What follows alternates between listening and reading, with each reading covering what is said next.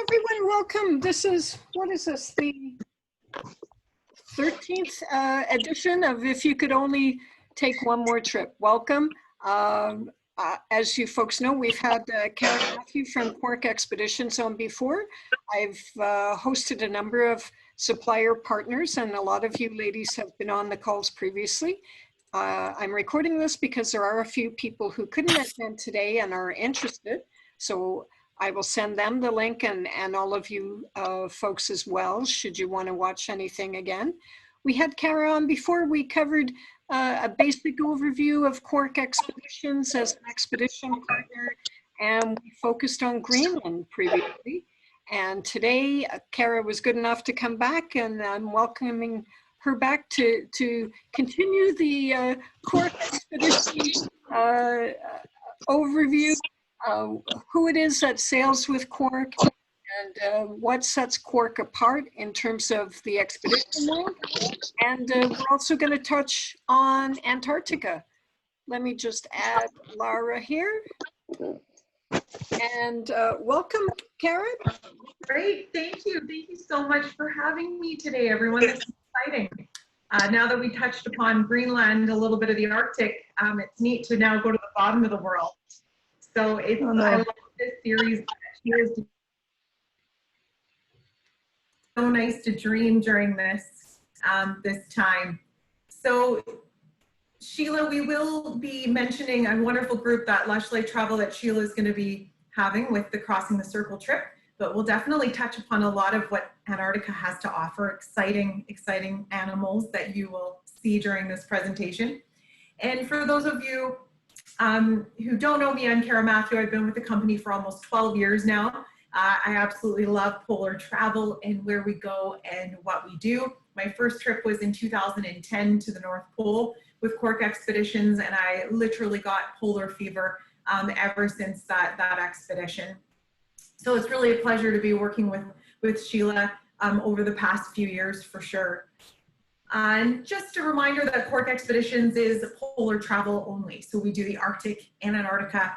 We don't go anywhere else in the world. And that's what really separates us from a lot of the other operators that are going to these regions, is we're real specialists in these areas. I always say I go to the eye doctor and the optometrist when I need my eyes checked and to get glasses. And then I go to a heart specialist to check my heart, and then a family practitioner. So there's lots of different specializations. And Quark Expeditions specializes in polar, so it is what we do. And we've been in business for nearly 30 years already. It's unbelievable how quickly time goes. And it's interesting to see who actually travels to the polar regions, because there are lots of different types of travelers, and our average age is 50.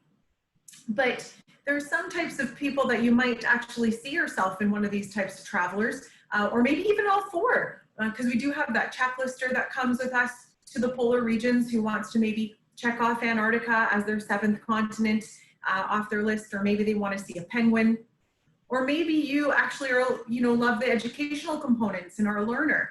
We have great educational programs throughout all of our voyages with glaciologists, biologists, historians.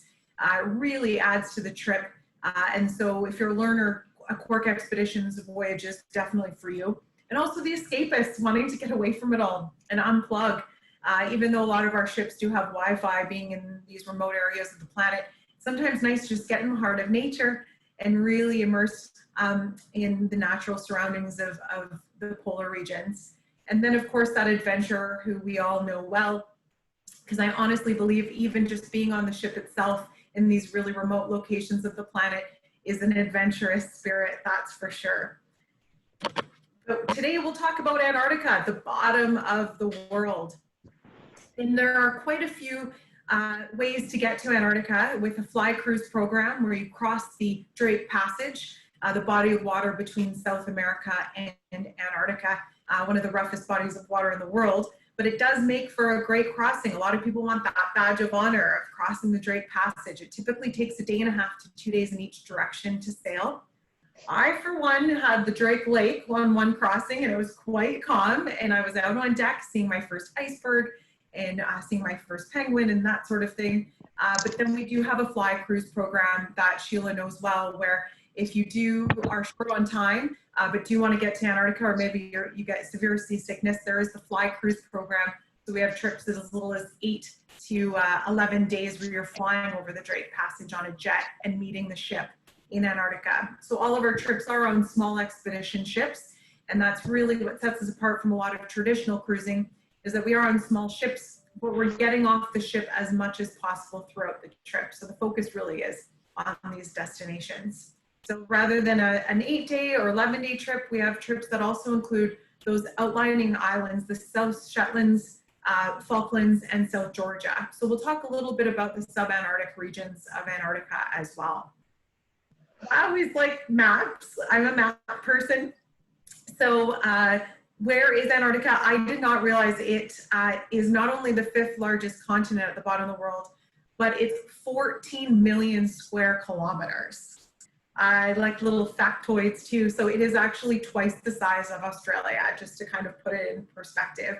So it's a wonderful place to explore at the bottom of the world, truly like no other. And it is 98% covered in ice. There's lots of ice in Antarctica. But if you see that little finger of land, the Antarctic Peninsula, a lot of people go and explore this area because it's the largest concentration of wildlife. So there's over 20 million penguins in Antarctica, which penguins are generally the star of the show on the bottom of the world, on this continent.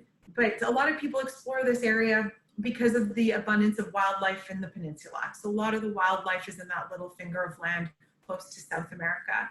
So a lot of our journeys begin in either Argentina, the southern tip in Ushuaia, a little town in southern Argentina, or Punta Arenas, Chile, a town in Chile called Punta Arenas. So just depending on if you're flying or cruising. But a commonly asked question is, when do people explore this continent? And usually travelers go the beginning of November to the beginning of April. So we are going in the Antarctic summer. We're not going in the heart of the Antarctic winter when people think it's so cold. And that is a big misconception of Antarctica, is that it's too cold. Why would I want to go there?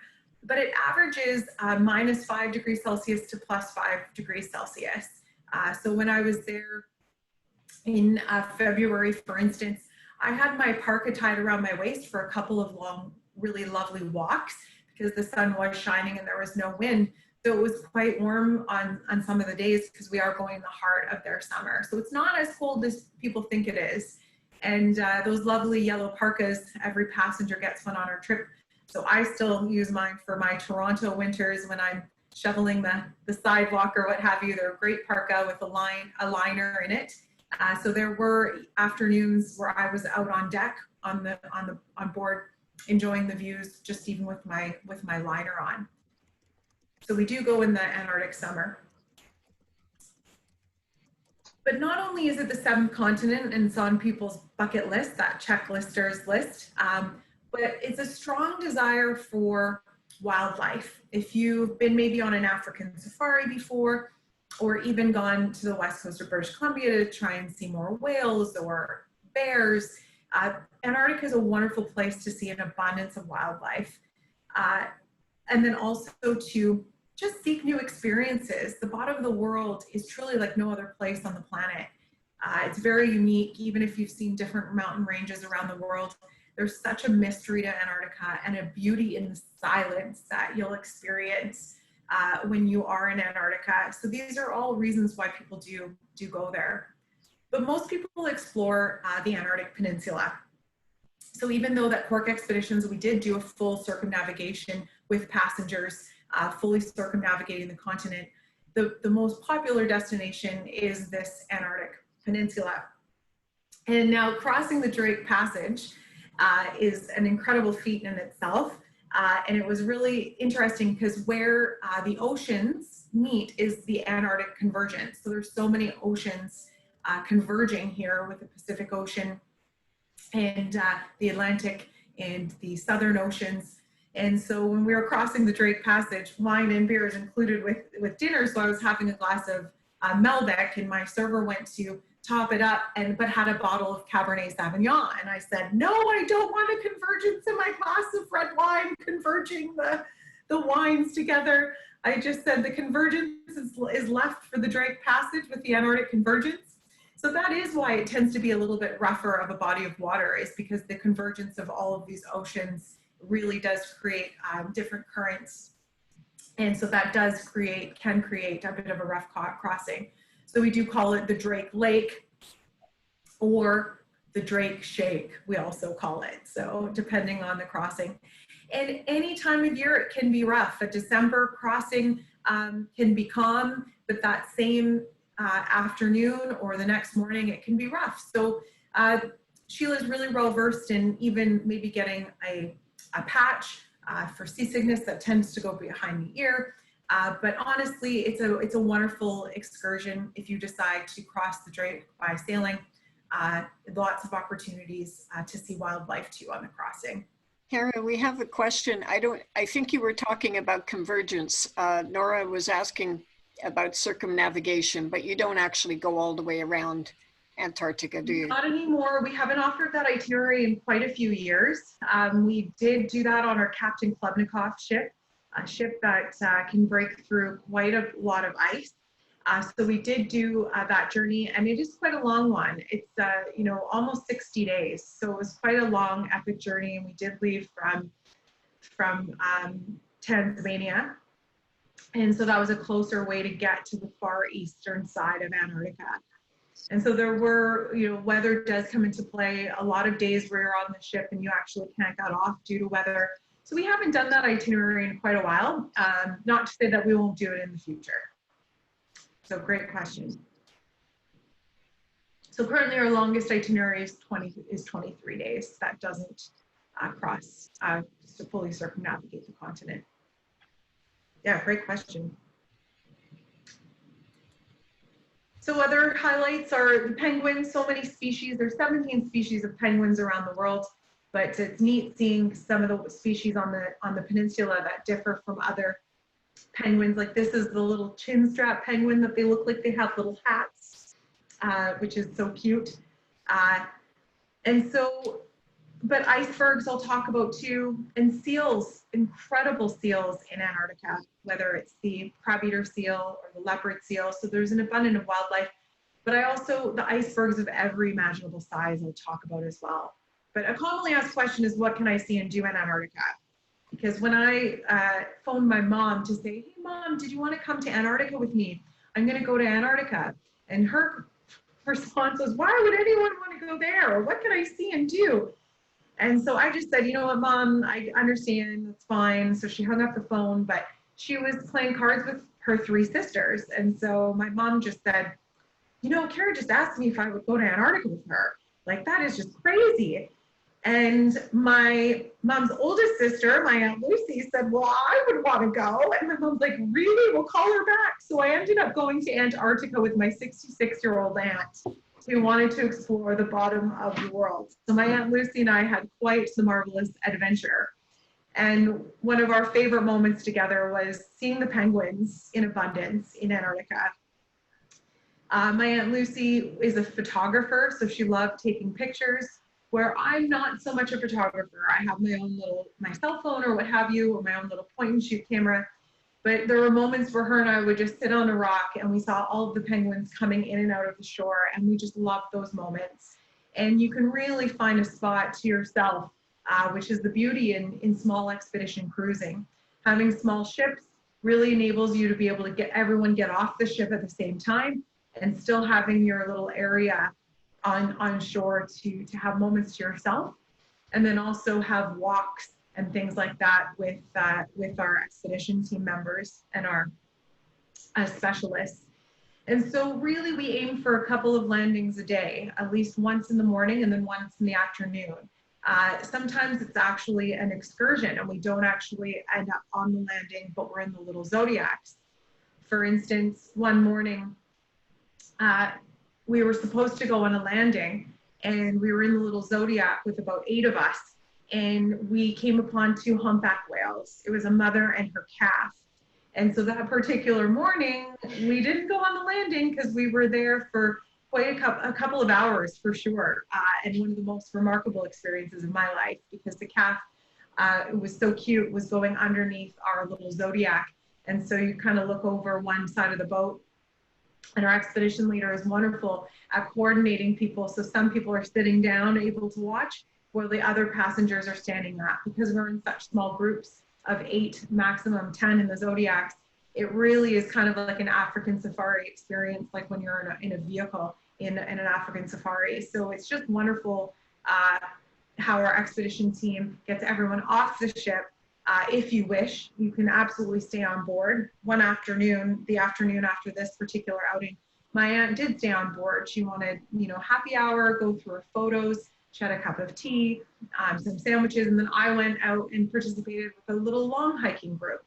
So she loved being on board and witnessing the scenery from the comfort of the vessel itself, because the ship is the best viewing platform for scenery and wildlife as well. The ship offers that. I have a question from Hazel. Great. Worried about being in the Zodiac with the whales underneath and breaching. Oh, so exciting, and definitely something to be fearful of when you're seeing this huge mammal underneath you. The great thing about whales, and it's understandable that when you're seeing something that large right underneath you, it gets a little, it was out of my comfort zone.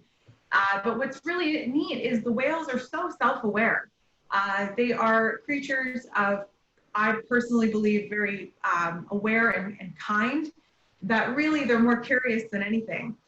So especially in the Antarctic waters, they keep a safe distance. Our expedition team definitely keeps a safe distance as well, and make sure all the engines are off, so we're not affecting the wildlife at all. So the whales, it is, can be very, very intimidating seeing this big whale underneath, but it's amazing how self-aware these creatures are and how safe they are. So very, very great question.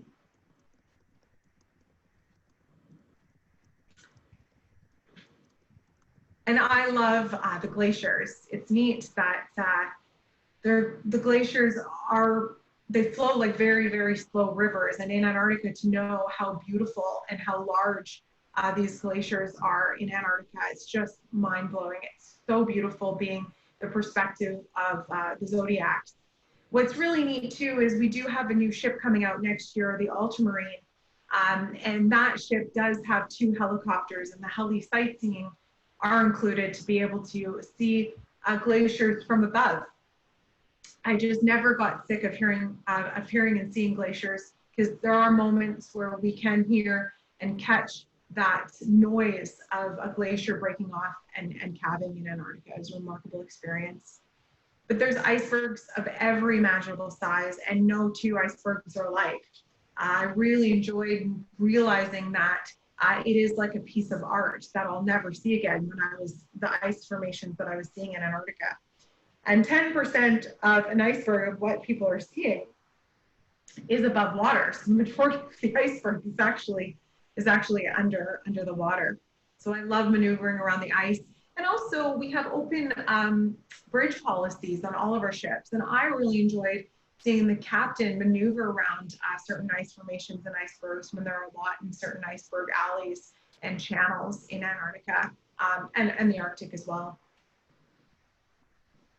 But the peacefulness of ice, and what's really neat is these little icebergs, these little formations, when you're up close, the glaciologists stop the engine for us to hear the ice, because it almost is like you have a bowl of cereal of Rice Krispies in front of you, because that is actually the sound the ice makes. It's the snap, crackle, and pop sound that I just found very neat and exciting to hear that with the ice kind of melting some of the icebergs.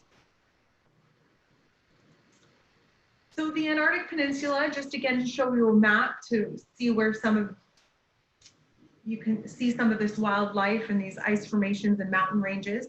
So generally speaking, the 11 and 12-day Antarctic Explorer trip, where you're crossing the Drake Passage and going and exploring the Antarctic Peninsula. And also the Antarctic Express, so where we fly from Punta Arenas, Chile, and have that jet of this 70-passenger jet So we have 2 planes that fly to Antarctica, and then you get on the comfort of the ship there. So the ship is still your home base for this particular itinerary. And then the Antarctic Peninsula in depth. So if you do want more time on the continent to explore, we have crossing right into the heart of the Antarctic Circle for the Antarctic Express fly cruise. And then this is the wonderful departure that that Sheila has decided to have a group on. So this is the Crossing the Circle, the 14-day trip. I really do find that if you have the time and you are heading to Antarctica, it's lovely to cross right into the Antarctic Circle, more opportunities for landings, more opportunities to see wildlife such as whales. And what's neat about the Crossing the Circle is we're going there right in the heart of their summer. So we don't offer this type of itinerary in December and November. Because the ice is melting due to the natural summer in Antarctica, we're able to get farther south into the Antarctic Circle. So that Antarctic Circle is 66 degrees south.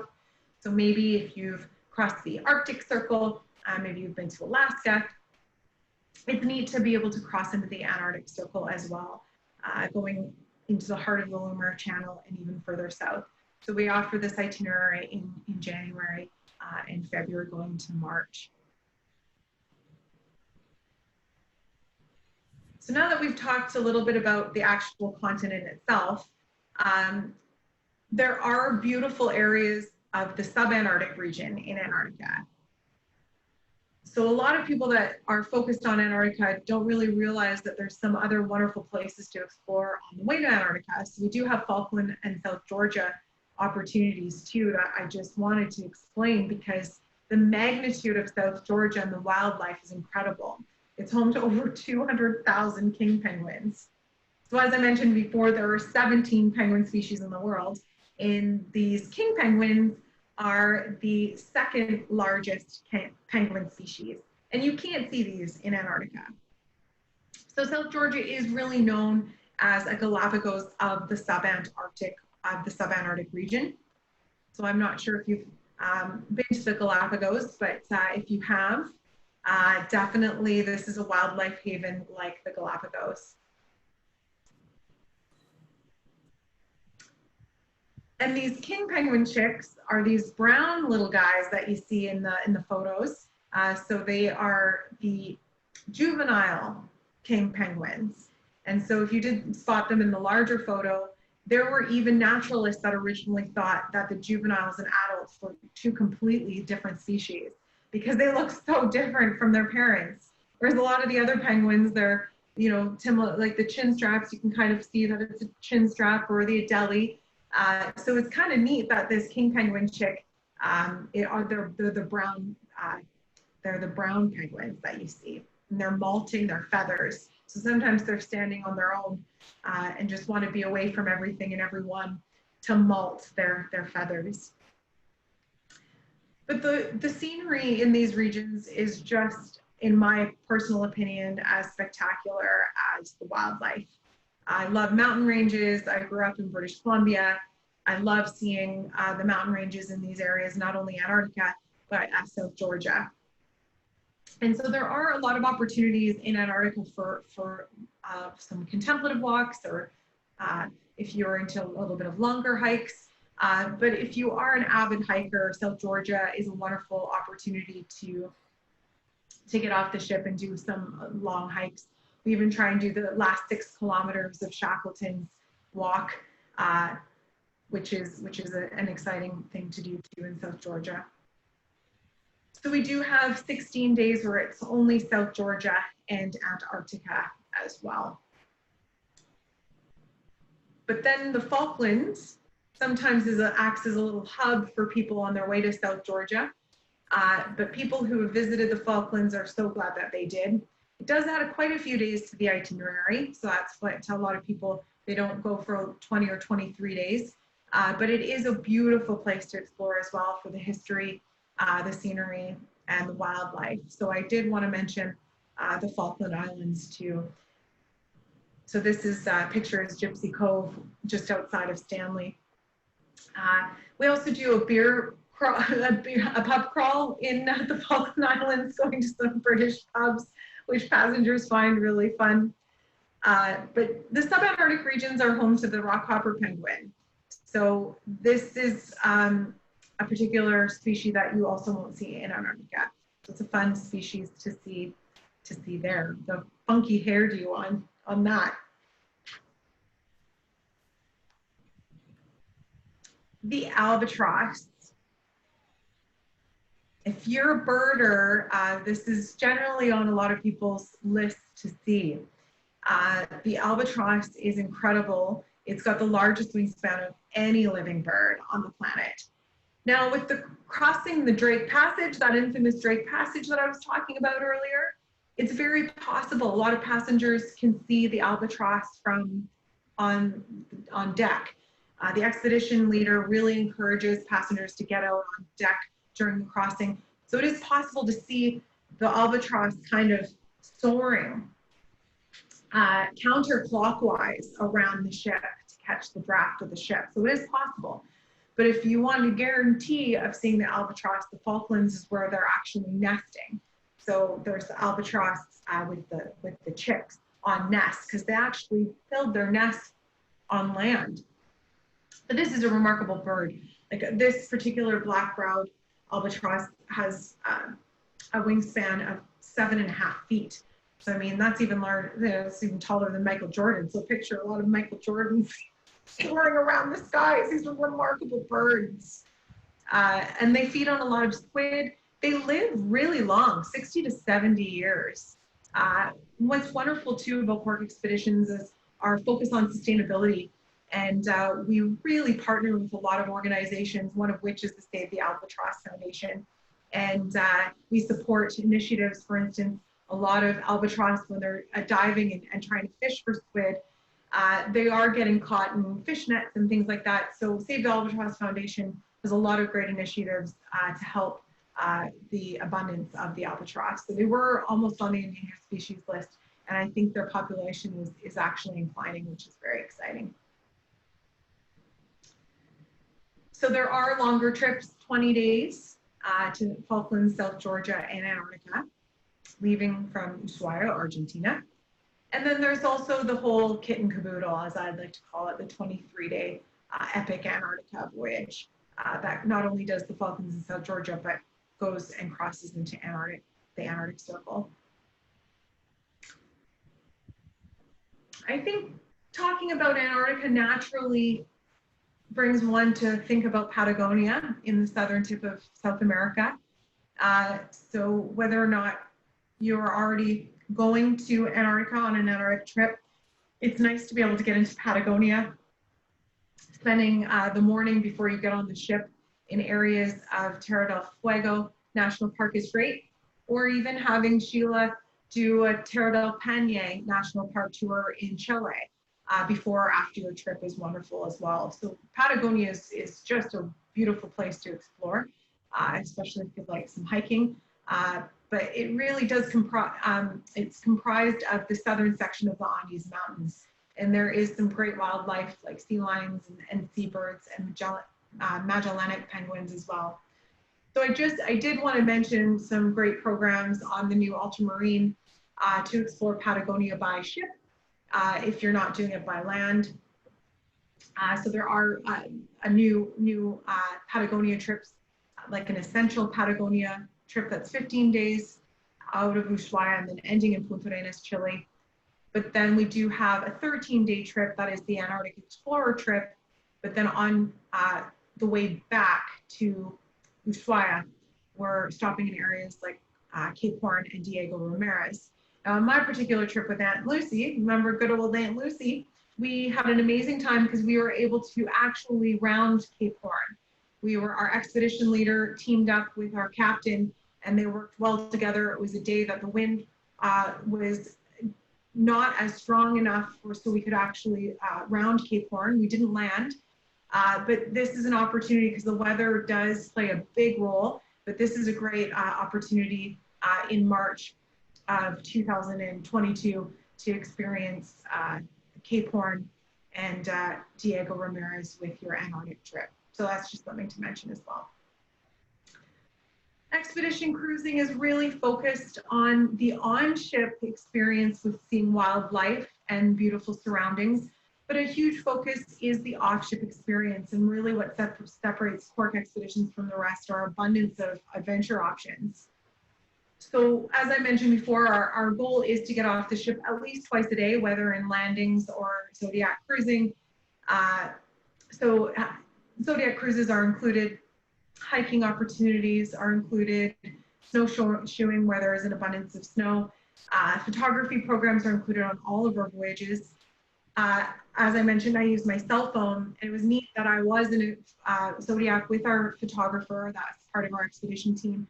And he even taught me how to take pictures with my cell phone, how to take better pictures and making the sun the subject and such. So great photography programs in all of our trips.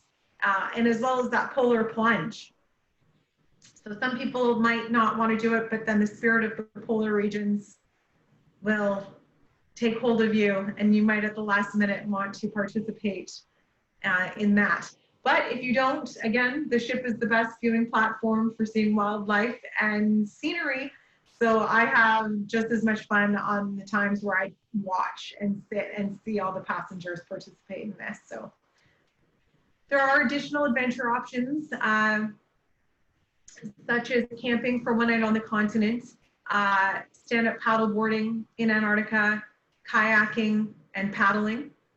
So the particular trip that Sheila is really focused on, even though any opportunity is fine, but the particular voyage, that Crossing the Circle departure, there are kayaking spots as well as paddling excursions available on that particular departure, that Crossing the Circle February trip. With kayaking, there's two particular excursions. I loved getting in a paddle boat, so the inflatable kayak, and just doing a paddling excursion for a couple of hours. But of course, there are those avid kayakers. So if you did want to kayak with more throughout your journey, it's a sea kayak, and you can paddle as many times throughout the voyage, weather permitting. So that's your designated kayak for the whole journey. So I just wanted to mention that.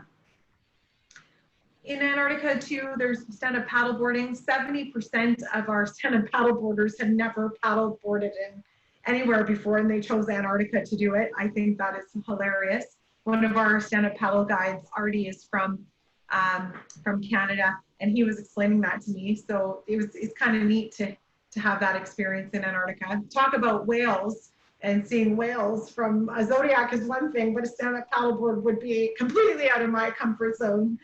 Going back to that whale question. But also mountaineering, we supply the crampons, so it can be as adventurous or as leisure as you want your trip to be.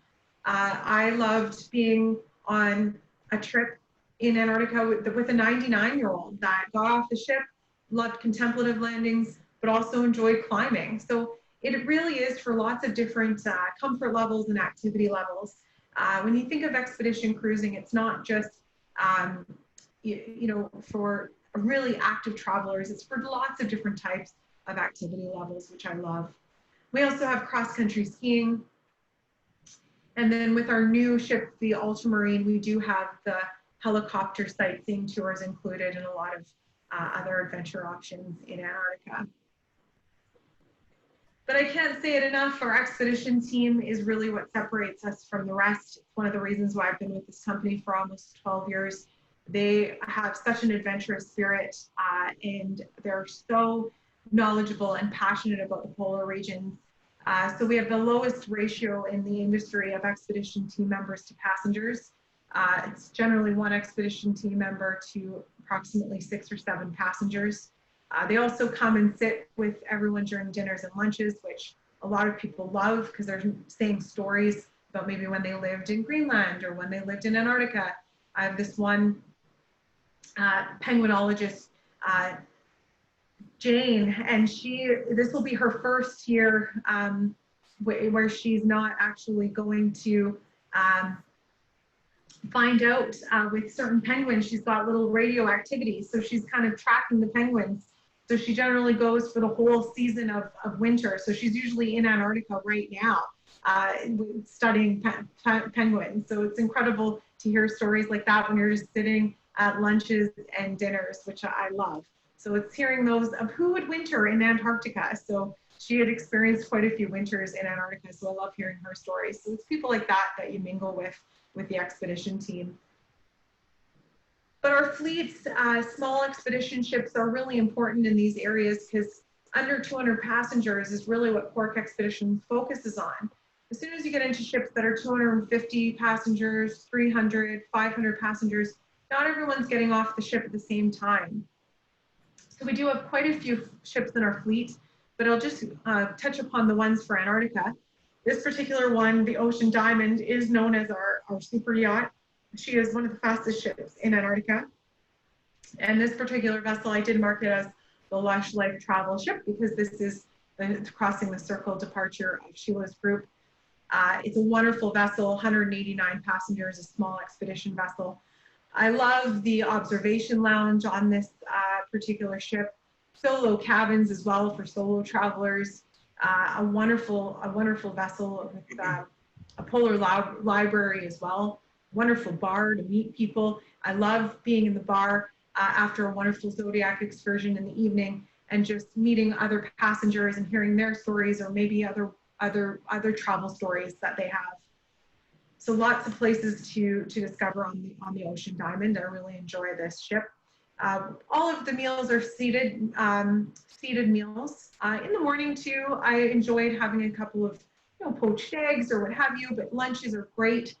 Lots of menus, vegan options, vegetarian options, dinner as well, great beef options. So depending on dietary requirements and needs, lots of wonderful food on board.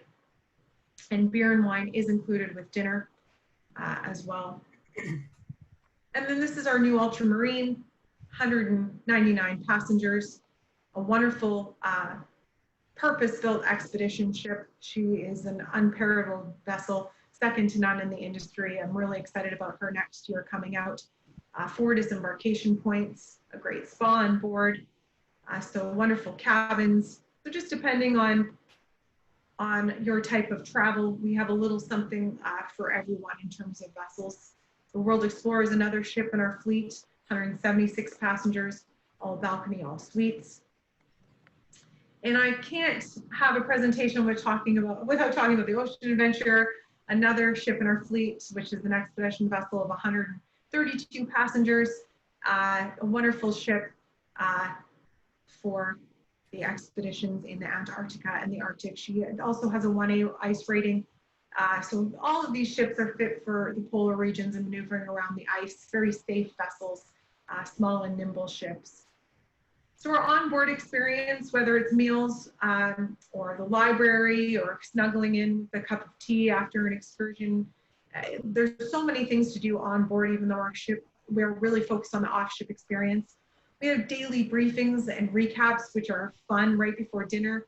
Everyone gathers in the lounge or in the lecture hall, and every expedition team member that is experienced in their field of what we've seen that day. And then the expedition leader also talks about what's going to be seen the next day.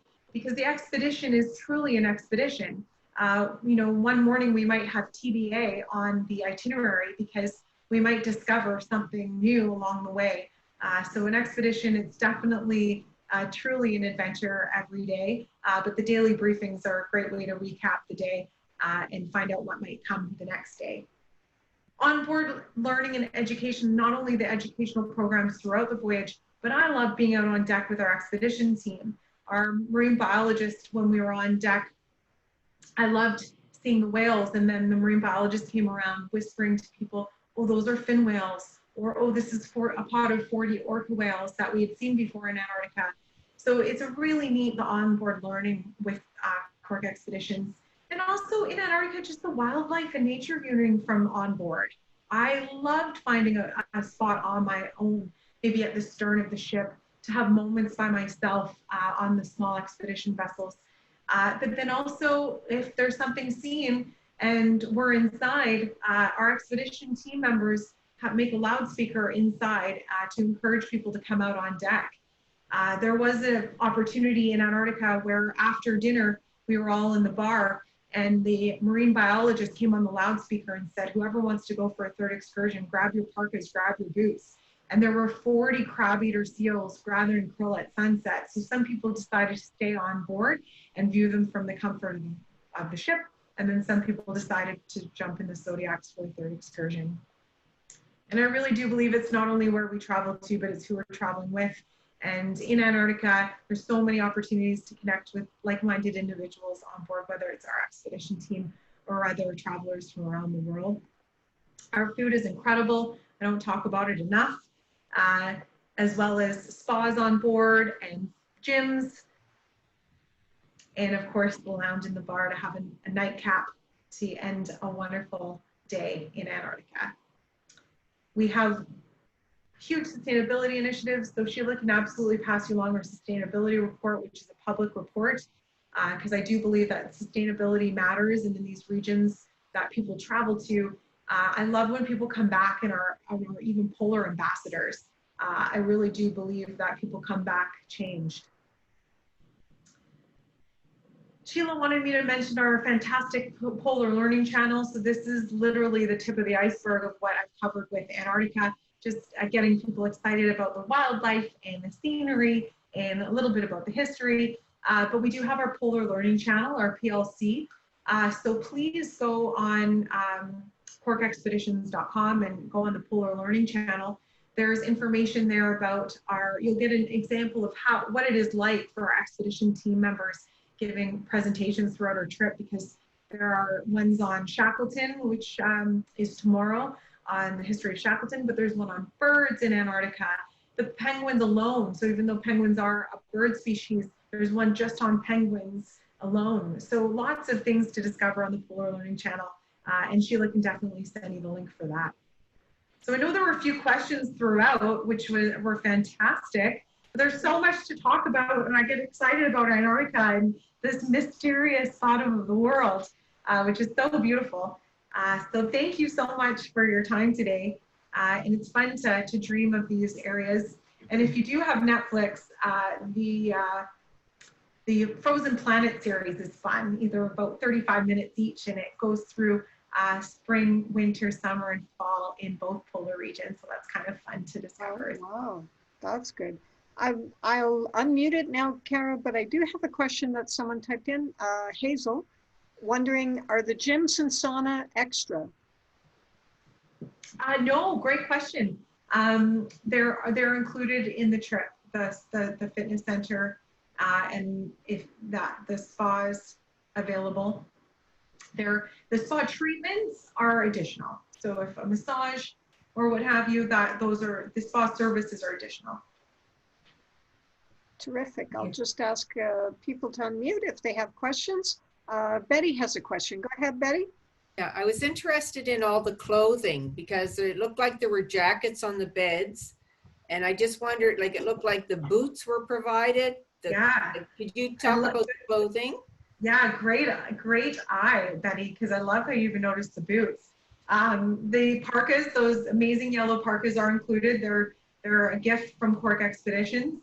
They've got a great removable liner. They're really water resistant. I, was even in a Zodiac and had water splash up on me, and they're great for keeping you dry on some of those fun Zodiac cruises. And they come with a great hood. And then the boots are on loan for the duration of the trip. So they're Canadian muck boots, great waterproof boots that go right up to the bottom of the knee. So that's a fantastic one less thing to pack. Now, booking through Sheila too, you get a $250 per person on board ship credit. So you can use that for the spa if you wish, but then you can also use it to purchase things in the Polar Boutique. So for instance, if you did forget a pair of gloves or you wanted to buy waterproof pants, you can use that to purchase items in the gift shop as well. Because I loved putting my waterproof pant over top of the waterproof boot.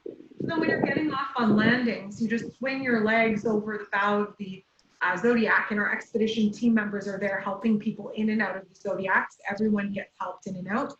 And so there was a moment where I was nice having the pants pulled over my boots, because a little bit of a wave just came up and I was completely dry, even a little wave kind of going up in the mid of my calf with those boots with the waterproof pant over top. So what would the temperatures be? Because I saw that there were people wearing their full gear inside the boat. Like, is it cold inside the boat? Inside the Zodiac, generally speaking. No, I'm talking about the ship itself. Ship itself. So the ship itself on deck, there were moments where I bundled up, where it was about -2, -5 degrees Celsius. But on some days it was about +5 and +4 on deck. So I was, with the sun shining and no wind, it can really fluctuate the temperature because we are going to Antarctica in their summer. So there were times where I was in Antarctica in February and it was, warmer warmer in Antarctica than Southern Ontario, where, -17 and -25 here. And then I was in Antarctica and it was -3. So it's not as cold as people think it is. Now, with that being said, when you did see people bundled up on deck of the ship, there were days where I just liked being out there for a couple of hours in the evening by myself. And so I would just tend to bundle up a little bit more because I do get chillier. Whereas, another traveler I saw with just the, a fleece on with the liner of the jacket on. So just depending on I tend to get colder, so I bundle up a lot more. There was a picture of a couple in the lounge with their jackets on. I think that was probably just for effect, right? They might have just come back from an excursion. Oh, you know what, too, Betty? That's really interesting that you said that, because some people are ready at every opportunity to get out on deck, because it is truly an expedition. And there were moments where I was at lunch and we actually got called out on deck to see wildlife, or at dinner, and dinner's interrupted. So the chef magnificently puts everything on hold and works well with the expedition leader and our captain.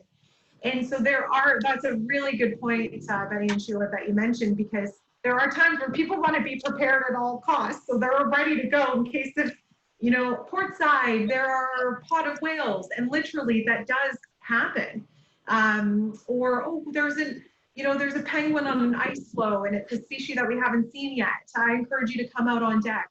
So that's great, Betty, because I wasn't one of those people who would take my parka to the lectures or dinner, but you do have people that will come right to a lecture from being outside and go, instead of going back to their cabin and putting their parka away, they do come right to the lecture or vice versa. So great I know that Cindy is already booked. Cindy, did you have any questions from the presentation? It's just a personal question about the pants, the waterproof. Should they be waterproof ski pants or just water? Yeah, I used my waterproof ski pants. That's exactly what I used. It was, I just put either a pair of lawn johns underneath, or the days that I was in the Zodiac, I had the lawn johns with a sweatpants on, and then my waterproof ski pant over top. Yeah, exactly. And if people don't have ski pants, I know people who just use sailing pants, like waterproof, wind-resistant rain sailing pants. So those work too. Okay, great. Thank you. And I know that Laura has already traveled to Antarctica with you, Cara. Laura, do you have some pictures there in the background? Laura, hi. Nice to see you. Hi. Yeah, I've got lots of pictures. I don't know if you want to do the same thing where you put it to speaker view. I can show you some pictures again. Oh yeah, I can unshare my stop share. There we go. So I don't know. You see when I'm speaking now, if you put it on speaker view. Yeah, we can see the gentleman in the tuxedo. Okay, yeah. So if I speak loud enough, there we go. So he's having pictures taken with the penguins and he's looking like a penguin himself. There's the ship that I was in. I was on that one. Oh yeah, you're on the Ocean Adventure. Yeah. So I was on Ocean Adventure, and then there's the penguins with the actual ship there. And then there's a penguin, and you might be able to see like a little egg in front of it at its feet. Yeah. That's a chin strap. And then that's me in the outfit, in the rain pants and the jacket. And then we did the camp overnight. Oh, good on you. The only way that I can say that I was actually somewhere is if I've actually stayed there and I had to stay on land and sleep on land, and then I could officially say that I was in Antarctica. So then this bird came and landed on the ship, on the edge of the ship. Everybody got very excited about it. Some kind of white bird that didn't happen very often or something. There's me in the Quark outfit, and the penguins are really, really close. And there's always great views of the Quark ship everywhere you go. And then this is us, and there's like a little line of people, like you hike up, you hike down, and there's those walking sticks if you want them. There's always views that you can take pictures of yourself and the penguins. And the ice is blue. It's the weirdest thing to see, but, and then they actually collect a little bit here and there, and then you have 25,000-year-old ice in your drink or something like that. For the evening cocktail. Yeah. And then this one is orcas. There was a pot of orcas, the same thing. We saw them. There was a whole pot of them. They were playing. They were jumping around. And we stopped and watched them because it was just amazing to see. There was a huge pot of orcas. And then, yeah, there was the seals that we saw and ice. I'm from Canada, and you think that ice and cold wouldn't excite me. But it's in so many sizes and shapes and snow and, like you said, penguins galore. Every kind of penguin, we saw it. All kinds of icebergs and penguins. I think that was like the main thing that everybody wanted to see. And then the thing was, with Quark, they actually sent out like the very first day, what do you want to see? And you filled in the form. And the first thing I said is, I want to stand on land. I don't want to be on an island. I want to be on the continent. I want to get my 7th continent. And so I got the 7th continent by standing on the actual land. So that was like, yeah, they really, really took care of us and said, like, they wanted to know what everybody wanted out of this whole trip. And the main thing I wanted was to stand on land, and so I got my continent, so it was good. I think we actually like landed on mainland 6 times. Awesome. Because Laura, it's daylight all so long. Like you can, like I think when we were camping, we were awake at 1:30 in the morning. It was still daylight. okay, Laura, can you tell us when you went exactly, what month and what year? 2014, and it was for New Year's Eve, and I did the fly in, boat out. So Okay. one way fly. And Cara, what was the trip you did in February? The Antarctic Explorer trip, the 12th. Okay. Has anyone else been to Antarctica yet? No? It's my, I'm going to Antarctica if I have a terrible disease, or it's the last trip I think I can do. Well, you know, one of the things oh, Laura got a shirt there. Awesome. Look at the penguins. And there, got the t-shirt, Laura. Oh, one of the things I was talking to a client the other day, and if you read my newsletter Sunday, I put it in the newsletter. You know, we're not traveling in 2020 very much, if at all. So we have to think that we have double the travel budget. So now when we are able to travel again, take the big trip, right? Because we'll have all that extra money. Look at that with the penguin. That's great.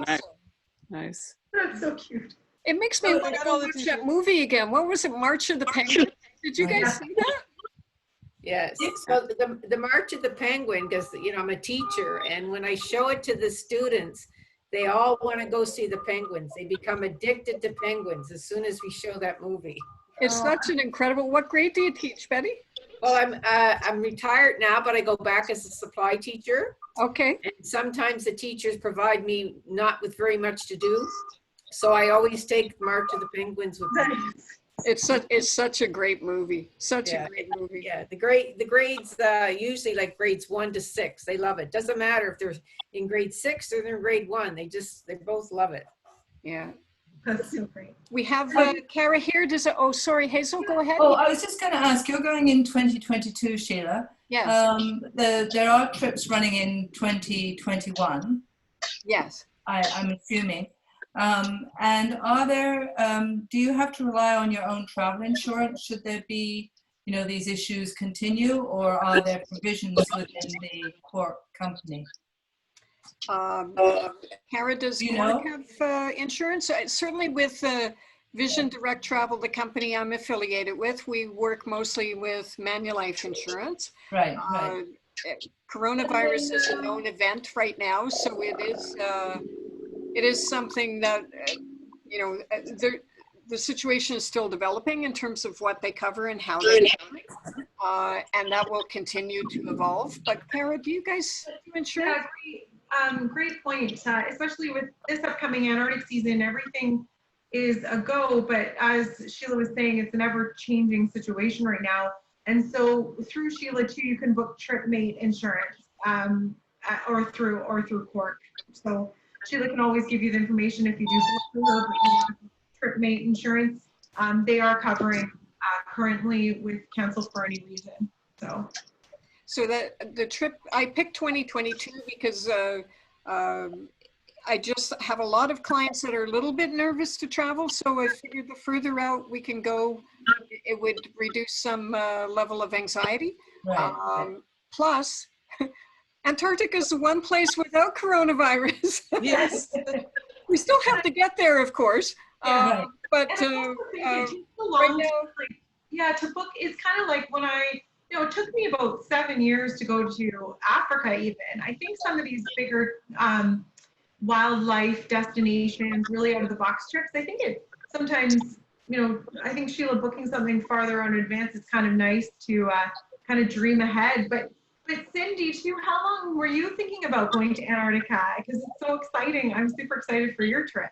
Oh, we were supposed to go February 2021, but And then how we had long to in advance? postpone it. How long in advance though had you been thinking about going? We, see, 2 years ago we booked it. years ago. Nice. So, yes. So, You guys booked to get the we have a promo that's in the market, but we even have a group discount on top of that. But there's also, if you pay in full, you can get an additional 10% off. So if you have the funds available and this is a bucket list trip for you, the combination of all these offers gives you a lot of discounts. So Cindy and Peggy were in 21, but they had a couple of trips affected by coronavirus and we kind of shifted some out. Nora, I'm sorry, you had a question, I think? Yeah, I was just wondering if the full trip is like, do you run it such that, for instance, the one that Sheila's booking on is part of the actual 23-day trip, if you see what I mean? Yeah, I do. That's a great question. So the 23-day trip would be a separate departure altogether than Sheila's 14-day crossing the circle trip. Okay. So Sheila still might book not Sheila might not make her way around to go on both trips, but yeah, I mean, I think the focus is it's a separate departure for the Epic Antarctic. But that makes sense. I see what you're saying.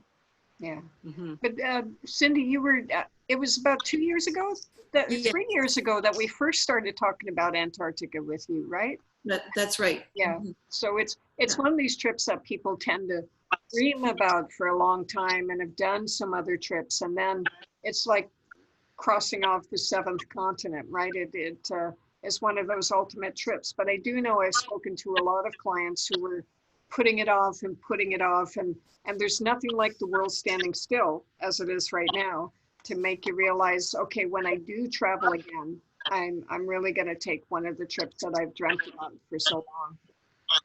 And you guys were asking about the temperature. When this picture was taken, it was 14 degrees. I don't think it's supposed to be 14 degrees in Antarctica, but it was. We all had our jackets, the big parkas were off, and they were taking pictures like that. And then in the nighttime, then you bundle up. Because it definitely got cooler in the evening. Do you know? Yeah, on a day where the sun is shining in the midsummer in Antarctica, and the sun is shining and there's no wind, those days can happen. Yeah, so it was all over the map because it was maybe -5 to +14, so it ranged all over the place. Wow. So Monique, is this a trip you're dreaming about? I know you have several on your wish list. Yeah, well, my Arctic trip was canceled. It was in a month from now, so this one is canceled. Antarctica, Not for 2021 because it's too close. It's my main worry really is the insurance because they won't cover you. They'll cover you if you break a leg, but they won't cover you if you catch COVID-19 during your trip. Right. Well, and it is, it's continuing to evolve and we will Yeah. keep on top of it for information, but it's kind of like, when, not the same situation, but any of the coronaviruses that have been out there, whether it was SARS or even, AIDS, when they first came out, they weren't covered by insurance, but then once it becomes a known event and there's more science and understanding about it, Yeah. it becomes covered differently. But yeah, I understand that it's a concern for a lot of people. Yeah, it absolutely is because my parents, it's my mom's 70th birthday coming up in next spring, early summer of next year. And so I ended up, because even seeing my mate insurance, it is the cancel for any reason insurance. So it does definitely bring the cost of the insurance up. But me and my family, for my parents, we were kind of like, oh, we should just take that extra precaution too. Even booking far in advance, you're right, when you don't really know. So we ended up kind of taking that extra bit and just getting the cancellation, even though it does increase the price of the insurance package, but at least we knew we were covered for my mom's trip in June of 2021. So that was an option that I had to present to my family for a personal trip with my family. I think Joan had a question. Joan? I just sent a note. Medipack is now covering COVID. Oh, great. Yeah. Medipack is the one that the Snowbird magazine, they put out the Snowbird magazine, and they are big RV insurance for snowbirds. Okay. Well, I can tell you that's good. And things will continue to evolve. I can tell you since March 5th, I've been getting weekly updates from Manulife, and things have changed drastically, sometimes within the same day. So things will continue to evolve, and please God, by 2022, we have a vaccine in place. Yes. And the world's a different place. Listen, we have Cara here, and she's the expert. Does anyone have any specific questions about Antarctica? Hazel. Getting on and off the Zodiac, how much, what sort of mobility and agility do you need? I can't get in a kayak. Well, I can get into a kayak now, but getting out is nuts. I can't unbend so well. I don't have the upper arm. Yeah. So, a little video that I usually show is the one of people getting in and out of the Zodiac. So I always compare it kind of a little bit to a bathtub. If you can kind of sit on the edge of a bathtub and get into a bathtub, you can get in and out of a Zodiac. For instance, even getting into the Zodiac, we have an expedition team member and ship crew. We have them, even for me, I grab as a life grip. Yeah, exactly, Sheila. And you kind of grab on, and then you're sturdy, and then you step 1 foot to get in the Zodiac. Well, it's actually called something. I can't remember the name of the grasp. Yeah, the safety grip. Yeah. So you have to be able to move under your own steam. You can't be in a wheelchair or anything. But it's actually they will assist you getting in and assist you getting out, but you have to be able to walk under your own steam. Don't just sorry. Go ahead. the kayaks, the Zodiac. inflatable kayaks, you just sit on those. That's not a problem. Yeah, the paddling ones are great. They're open, and they were great for getting on and off of those. Right. Yeah, very stable. Joan, did you want to share something from your experience? Yes, I have sailed hundreds of miles on my sailboat in the Atlantic Ocean, and the Zodiac is so easy to get in and off on. It's just like stepping from a solid ground onto a step. Thank you. That's great. Thanks, Joan. I love that. And Laura, you've done many Zodiacs, of course, too, right? Oh yeah, that was really easy. And then the other thing that you were wondering about was the timing of when to go. It depends what you want to see. Like what you see right now in my picture is eggs. And that was the first week of January. Yeah. If you want to, we saw a couple of chicks, but then as the season goes, the birds get bigger and bigger. They hatch, or they're either eggs, they're baby little fuzzballs, or they're almost the same size as the adults. So depending on when you want to see babies, if you want to see babies or not, that makes a difference in when you choose when you want to go. And the weather can shift it a little bit too. I've had some clients select sailing specifically to go see the baby penguins, but then the weather shifted a bit and they just missed it. So, you know, you got to take that into consideration. It's kind of like European river cruising. Sometimes there'll be low water, right? There's not much you can do. So it's difficult to plan your entire trip around that. All we can do is look at the best, 30-year averages to get a sense about the weather, but it can be up or down, and that can impact the babies. Yeah, there's certain times for whales, different whales too. And then you want to know how close you get to the penguins? You're sitting there and they come over to you. So it's like, they get close. Oh, that's pretty close. Look at that. Yeah. They come over and check you out. Like we were just sitting there chatting and they came over to check us out. So they'll come up if you've got shoelaces on your boots, then they'll come up and think it's a little worm or something, and they'll start like trying to get your shoelace. When I was in Australia, the younger ones last year, especially. we went to Prince Philip Island, and you can see the penguins there, but they're very strict. They don't want people to get close to the penguins. Like I saw a penguin and rushed over to take a picture, and I had a whole bunch of naturalists almost kill me.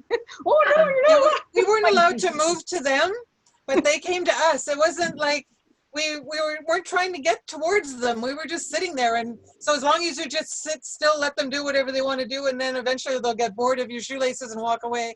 And then you can move away. You've just got to wait for them to do what they're doing. Very cool. Very cool. Monique, question. Yeah, those jackets, are they ordered like when you book the flight, the trip and all this, and then you give your size, but you never know if a large is a large or if a medium is a medium. Yeah. It's how do you, and if you get a jacket that doesn't fit you, what do you do? Do you go and fight with someone else or another size? How does that work? Whoever ends up overboard loses the jacket. Yeah, it's a really great point. So we do have a great online form that people get once they book. So Sheila sends you those links and has a great sizing chart. However, in the event, because you're absolutely right, sometimes you need a bigger one or a smaller one. So we have a lot of sizes on board because we actually make these jackets, these parkas Quark actually makes. So we have a great storage facility on each ship, and we have an abundance of sizes for the jackets as well as the boots too. Because surprisingly enough, like I was an 8.5, but I ended up to a 9 because I put an extra pair of socks, like a really thick pair, for some days that I just wanted that extra comfort and the warmth of the socks. So the same thing goes for the boots too. We have an abundance of sizes on board. You can always switch. I had clients last year go to Antarctica, and they were very nervous about the jacket fitting. So they just came to my house and tried on my jacket. So it gave them a sense of size, like it's really neat. Cause I got my little black zip in part that you can, where if I got the Quark there. Yeah. And it has a zip-in liner, and then you got the polar, the yellow polar goes on top. So it just gives you a sense of comfort sometimes to know that, oh, okay, so this is a large and it fits like this. I think I'd be more comfortable in an extra large or more comfortable in a medium. It just gives you that little bit of extra comfort. I don't have the boots. Yeah, if you take a look at the inside layer, the blue fuzzy part, the fleece, that comes out. So you can have just the waterproof if it's raining, or you can have just the fleece if you want. Or that day it was so warm, I had it wide open because it was so hot. Yeah, and then again, we see lots and lots of penguins. Laura, that's a great point. So Laura, because you went in 2014, we do have a different liner now. We went away from the Grace liner, but that's a great point because it used to be fleece. You're absolutely right. But it used to be, and yeah, the idea is you want big because if it does get cold, you can put more stuff underneath it. Yeah. Yes. And then you don't have to, you need space to put the extra layers under. Layers are key, totally, Laura. Yeah. But I can tell you, I've worn my yellow parka in -40 in Ottawa, and I was quite comfy. I was pretty toasty. So, but yeah, layers. You're going to wear hats and scarves and everything with that. Any other questions? Well, we have the lady here. Yeah, actually, I would like to ask a question. This is Sure. Anya, Yes, and this is a very trivial, down-to-earth question. I know that it depends on the size of the boat and it depends on the length of the tour, but what is the price range? What would be the least expensive one, for example? And it goes up to what is the range? Well, you're quite right that it is going to change with the length of the journey. I mean, we've talked about Fly the Drake, which you know, is 8 days, to what is your longest one, Yeah, 23 Cara? days. 23 Yeah. days. So they're going to change dramatically. And you do have some, it depends if you're a solo or if you're double. Do you have a rough idea, Cara, that you can share? Yeah, absolutely. Because that is definitely something to consider. So with a typical Antarctic trip, it can range anywhere from an 11-day trip in a triple cabin if you're going with a couple of friends or family members, anywhere from around 7,000 US. And like Sheila says, depending on the length of the trip, or a solo cabin or a balcony suite, can range anywhere for an 11 or 12-day trip from around 7,000 all the way up to, you know, 10, 14, 15,000 per person for an 11-day trip. So it really just depends what kind of cabin category. If you, like Sheila says, are you traveling solo? Do you want a single cabin? Do you want a shared cabin? Because even if you're going by yourself, but to have more of that $8,000, $9,000 range, we can always share, do a shared program where we team people up with another like-minded traveler. So another female traveler or male traveler, depending on the gender. So it's there's lots of different options there. Yeah, and just to $6 get dollars. On average, it typically is around $10,000 for, you know, a great mid-range cabin. Is that But when you USD? say the least expensive cabin, you mean it's never an inside cabin, or you have inside cabins as well? They're all outside cabins. Okay, All outside right. cabins with the small, Right. these small expedition vessels. I can see your concern though, for sure, having some inside cabins. No, I don't want inside. I just wanted to know if there are any. But Well, if there aren't any, that's perfect. Yeah. There are no Then- They inside tend to be Okay. porthole. You could have porthole obstructed. You could have porthole solo, you know, so they're different ranges, but just to give you a sense, like a single porthole on the group I have with 25% discount is a single porthole 13,871. If you pay in full, is another 10% off that if you wish. So that'll give you a indication that's for a 14-day trip. And with all polar, it's in US dollars. Is this Canadian dollars, Sheila? US dollars. US, okay. Yeah. All polar is US dollars. And it's that also includes like all of the meals, your Zodiac cruising, your excursions, your lectures. It includes port charges and taxes, your beer and wine with dinner, your snacks around the clock, coffee, tea, hot chocolate. Like there's a lot that is included with that price. But not the flights, right? Not the flights, no. No, okay. Yeah. Unless you did Fly the Drake, then there would be the flights. Yeah. But not Thank you. international flight from Canada. So you should fly to Ushuaia, or where to? For the group that I have, yes, and I Yes. can send, I can share with you pricing and details about the group that I have.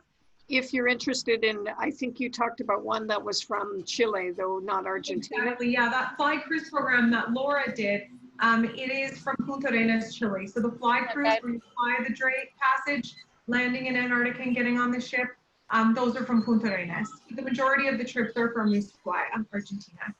And when you mentioned Patagonia, do you do combined trips? I mean, Antarctica and Patagonia at the same time? Yep, we have one departure that has a bit of Patagonia in Antarctica. We have a designated Patagonia trip that you can do a back-to-back on if you wish. Right. But Sheila has great options for pre and post around an Antarctic trip to do a land-based Patagonia trip Right. too. Right. Okay. Thank you. Lots of options. Yeah, my clients who did Antarctica last year, we took them to the park, Patagonia before and did a land program. So you can do a combination, either Yep. in concert with Quark or with another partner that I work with if it's Right. not something that Quark has. Right. Yeah, when I went, I did the share program, and they shared me up with a lady that was from Texas, and it was great. It made it half the price for the cabin for the Oh, bed. good, Laura. Yeah, that's a perfect example of Yeah, the share program. yeah. So that was the cheapest way to go instead of getting your own cabin. If you do a share, it's great price. So do you remember how much you paid in 2014? Oh, 2014 is too long ago. I don't remember. She's probably Too many done years about ago. 45 I've been on too many trips since then. And for the fly cruise, it is a bit more just because the actual plane is included, like Sheila was saying. So Yeah. the fly cruises for an 8-day program, they start at $9,995 US per person for the triple cabins. That was more just because I didn't have that much time. Yeah. So then I just sort of, on adventure. Fly Yeah. the Drake is popular for people who are scared about the Drake shake, but also especially for people who don't have 14 days to get away. You know, Yeah. you can actually stand on the continent without taking the extra second week of vacation. So and it made it a lot faster so that I could actually just go and I could get over there. I didn't have to be worried about being all shaken up and arrive and do my trip. I got there in one piece, and then I still wanted to say I did the Drake, so I did the boat back. oh, good girl. Best of both worlds. Yeah. Well, we're a little bit over time here. One more question, if anybody has any. No, Hazel says thank you. She has to leave. We're gonna wrap up here now. Cara, thank you, my friend, for giving us another hour and a half of your time. Really appreciate it. Thank you, my pleasure. And it was so nice seeing everyone's faces. And Cindy, I'm glad you're coming on board soon in the future. And all of your questions have been amazing. And it's so nice to connect virtually with all of you. And so thanks so much for having me and spending your Tuesday evening with me. It's great.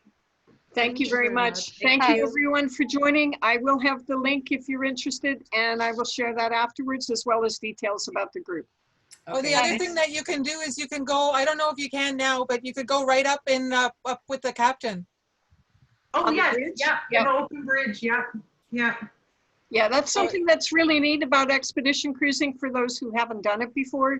You know, it's not a set schedule that they have to be at the wharf at a certain time. They very rarely go to where there is a wharf. So you can, yeah, you can go right up there, right up with the captain and hang out and look at his maps and what he's looking at and what he's doing. And that's the best view from up there when you're going across the Drake. That's awesome, Laura. Awesome. I love it. And I Cara also just shared I the just posted the Polar Learning Channel link. And Sheila can send that out later. Sheila had a great idea to send that around too, but this is literally just the touch of the iceberg, talking about a little bit about Antarctica. So even if you have questions later on in the coming weeks, please reach out to Sheila and I can do a call with you and Sheila, or even as emails. Sheila is happy to reach out to me anytime. So and if just you have any questions after all of this, let give us you know. folks a good sense about the kind of recordings they're doing with the Polar Learning Channel. They've done birds of Antarctica. They've done the birth of Antarctica. So if you're interested in the history and that kind of thing, it's really amazing. And you have one coming up next week too, right?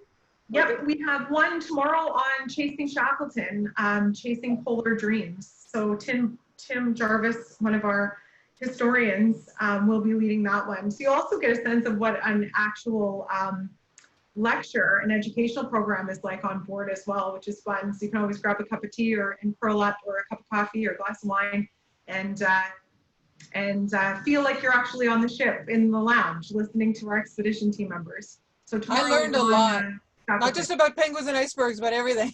yeah, about everything. Yeah. Awesome. So this is great. Well, So thank you, everyone. Thank you, Cara. Sheila. Appreciate it. Thank you, Stay Cara. safe, everyone. Have a good Okay. evening.